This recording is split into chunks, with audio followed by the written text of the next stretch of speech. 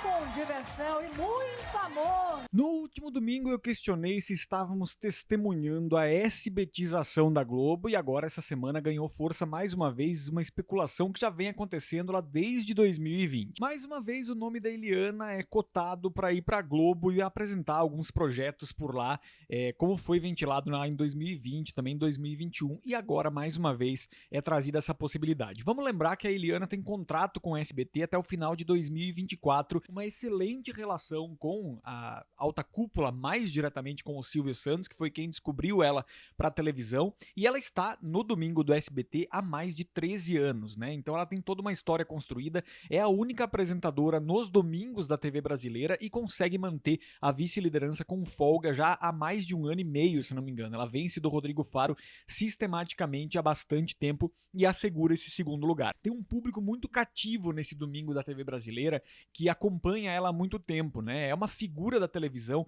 que está há muito tempo no ar. Eu me lembro muito que no documentário do Domingão com o Hulk, alguns executivos falavam isso, né?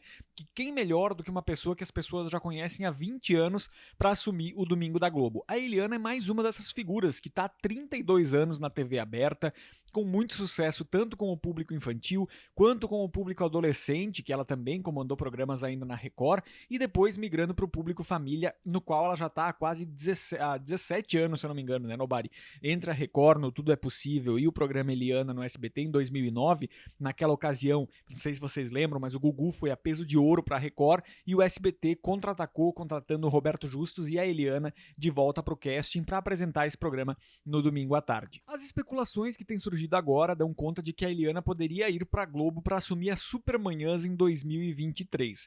Para isso acontecer, a Globo teria que bancar a rescisão contratual da Eliana e também, né, levá-la para a Rede Globo.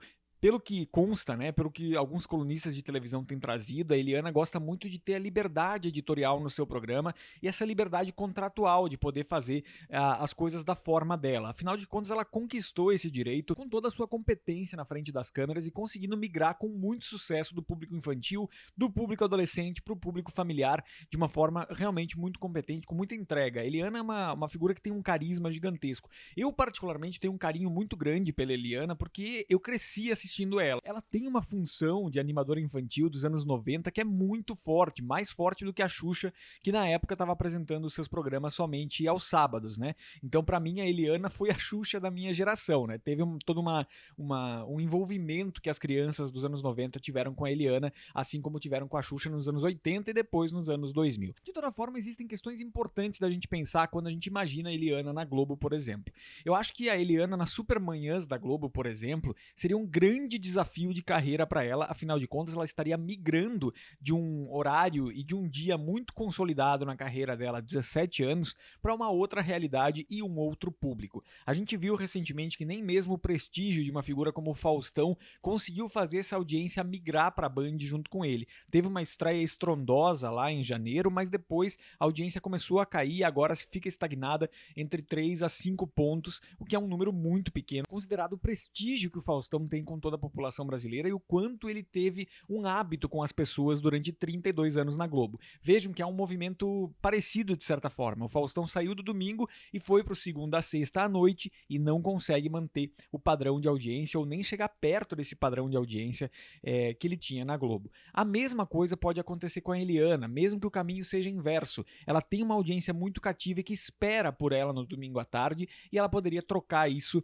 agora por uma Supermanhã da Globo, por exemplo, que teria uma estrutura muito interessante para ela trabalhar, mas teria que conquistar um novo público, que não necessariamente é aquele público do domingo, talvez seja um público um pouco mais seletivo, né, ou selecionado, uma fatia desse público que estaria acompanhando. Agora, falamos até aqui de alguns contras, né, que poderiam acontecer. Os prós seriam a Eliana trabalhando numa estrutura da Globo. Eu vejo muito a Eliana com um caso parecido quase com o Mion, né? O Mion era um cara que tinha já um prestígio com o mercado publicitário e uma audiência muito interessante fora da Globo. Quando ele foi para a Globo, ele potencializou toda essa capacidade que ele já tinha. Ele já conseguia fazer muita coisa, prestígio com o público e com a publicidade, fora da Globo. Agora, na Globo, ele potencializou isso de uma maneira impressionante. A Eliana poderia fazer a mesma coisa. Ela tem a mesma competência, a mesma capacidade de comunicação que o Mion. Carisma sobra na Eliana também. Ela tem todas as qualidades de um excelente apresentador. E a estrutura da Globo, o canhão que é a Globo enquanto audiência, poderia potencializar muito mais tudo isso. Não sei se nessa migração, né, nesse primeiro momento, nessa migração do domingo para a semana, se de fato isso vai acontecer. Tudo por enquanto é especulação, mas eu gosto de fazer esses vídeos no Nobody para poder assistir depois no futuro e ver se a gente conseguiu acertar alguma coisa aqui, né, Nobody?